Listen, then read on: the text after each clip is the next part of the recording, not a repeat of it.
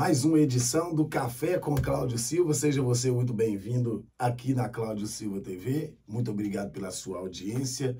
Quero te pedir para deixar o seu like, porque o like é extremamente importante para o andamento do nosso canal. Se não é inscrito, inscreva-se para que a gente possa conseguir dar sequência neste trabalho que nós estamos fazendo aqui dia após dia. Você que já é fã da Cláudio Silva TV, pegue o link, mande os seus grupos de WhatsApp, vem trocar ideia com a gente a respeito de tudo o que acontece no futebol brasileiro, e em especial o nosso carro-chefe aqui, todo mundo sabe, é o Cruzeiro. Café com Cláudio Silva hoje, ele vai ao ar falando especificamente do que aconteceu no Clássico ontem, lógico, colocando em pauta as atitudes dos dois treinadores que fizeram um clássico legal de se ver.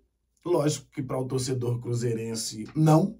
Para o torcedor do atleticano, para o torcedor atleticano mais tranquilo, né? Feliz por ter sido campeão em cima do Cruzeiro, dentro da casa do Cruzeiro, com apenas torcedores do Cruzeiro. Então, a semana do cruzeirense até o próximo jogo vai ser uma semana complicada e a semana do atleticano vai ser uma semana legal. Eu tô vendo muita gente reclamando da forma que os jogadores do Atlético se procederam após o jogo, né? Tem gente dizendo que pesaram na zoação, e não tem nada disso não, viu, torcedor? A realidade é que são dois pesos e duas medidas. O cruzeirense e o jogador do Cruzeiro zoou bastante quando pôde, né? E agora chegou a vez do Atlético também fazer aquilo que acha que tem que ser feito e vida que segue. Esse é o futebol.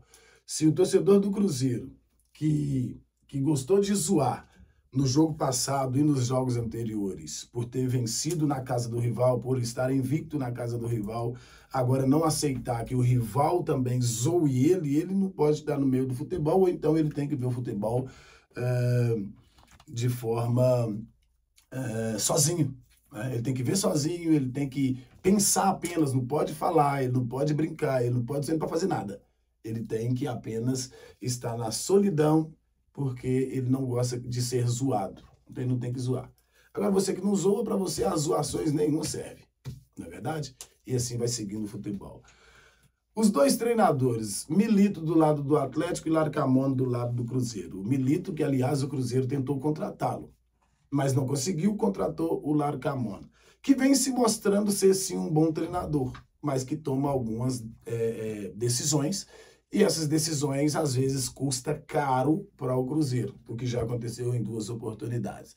Uma delas, o pessoal não vai parar de falar enquanto o Cruzeiro não convencê-los com uma conquista, o que eu acho totalmente equivocado, mas essa é a minha avaliação.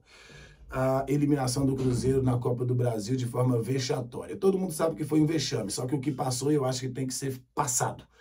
E essa derrota no estadual para o rival, no momento em que não podia perder, também da forma que foi, uma forma covarde, depois de uma postura covarde do técnico Nicolás Larcamón. Infelizmente aconteceu para o torcedor do Cruzeiro e eu acho que tem que olhar para frente, porque o futebol continua. A temporada está só no início, tem muita coisa pela frente. São 38 rodadas do Campeonato Brasileiro, é o mínimo. 38 rodadas do Campeonato Brasileiro e várias outras rodadas da Copa Sul-Americana. O Larcamón, na partida de ontem, ele se equivocou na sua mexida, na sua estratégia. Eu acho que ele apavorou muito em função dessa pressão que está de o Cruzeiro voltar a vencer. Tem muita gente falando assim, o Larcamón não entende o que é Cruzeiro. Eu acho que não tem absolutamente nada a ver com isso. Acho que não tem nada a ver com isso. O Cruzeiro tem que contratar um técnico que entende a história do Cruzeiro. Ninguém é burro. Hoje você tem acesso à internet, hoje você tem acesso a todo e qualquer tipo de informação. Então você conhece a história do clube e os técnicos novos, todo mundo sabe disso. São treinadores estudiosos, são pessoas que sabem o que quer, são pessoas que aprofundam de forma que faz com que eles ganhem espaço no mercado, correto? E com o Larcamón não é diferente. Conhece a história do Cruzeiro, conhece o histórico do Cruzeiro, conhece a questão do clássico, sim, talvez não porque não na essência, por não ter vivido tantos clássicos por aqui, mas conhece sim a essência do clássico, conhece a história do clássico, conhece a necessidade do torcedor do Cruzeiro em vencer o clássico, né? E tem que vencer mesmo. Tem que vencer mesmo. Conhece a necessidade do torcedor de ser campeão de alguma coisa. Talvez isso tenha pesado na cabeça do Nicolás Larcamón por ter feito equivocadamente a substituição que fez. Isso o descredencia a ponto de fazê-lo ser mandado embora do Cruzeiro? Absolutamente sem chance. Eu tô vendo muito murmurinho se iniciando. Ah, tem que mandar embora. Ah, tem que buscar um técnico experiente. O Cruzeiro já errou fazendo isso. E eu acredito que não vai errar de novo, não vai cometer o mesmo erro. Porque gostando você ou não gostando, o treinador veio para ficar no mínimo 2 temporadas. E acredito eu que ele tem que ficar no mínimo 2 temporadas. Se você acredita em projetos, ele tem que ficar as 2 temporadas. Eu vejo muitos jornalistas que são atleticanos falando a respeito da possível demissão do técnico Nicolás Larcamón. Eu vejo cruzeirenses falando da possível demissão do técnico Nicolás Larcamón, o que eu acho extremamente equivocado. Porque o técnico, ele tem um time. E tem um bom time. O problema dele são as mexidas. As mexidas dele, quando está vencendo, têm sido piores do que as mexidas dele quando está ganhando. O técnico retroagiu a equipe, chamou o rival para dentro da sua casa e acabou dando o que deu. Do outro lado, o que parece é que o técnico Milito é o rei da estratégia. E não é. Não tem absolutamente nada a ver com isso. Ele não tinha o que perder. Nossa, você viu que revolução? Ele jogou com um zagueiro. Ele tá perdendo. Ele não tem o que perder. Ele não tem a responsabilidade de vencer o campeonato estadual, porque ele chegou há 10 dias. Para ele, tudo é muito mais confortável. Isso tira o demérito da merda que o Larcamón fez? Não. Mas também não pode se exaltar estrategicamente o técnico Milito. Porque ele está no começo de trabalho, ele não tem a pressão do lado dele para poder vencer. Ah, mas eu estou vendo o dedo do... É mentira. Porque esses mesmos que estão falando isso, eles pregam que o dedo do técnico, ele passa a ser visto na equipe depois de 5, 6 jogos. São os mesmos. Então, quando a gente vem e fala que no futebol não existe verdade que dura 24 horas, não é disso que a gente está falando. Quando a gente fala disso, a gente está falando de hipocrisia. A verdade que não dura 24 horas no futebol é envolvendo contratações, é envolvendo demissões, é envolvendo permanências. Não é envolvendo uma opinião que hoje é de uma forma e que amanhã é de outra. Não tem nada a ver com isso.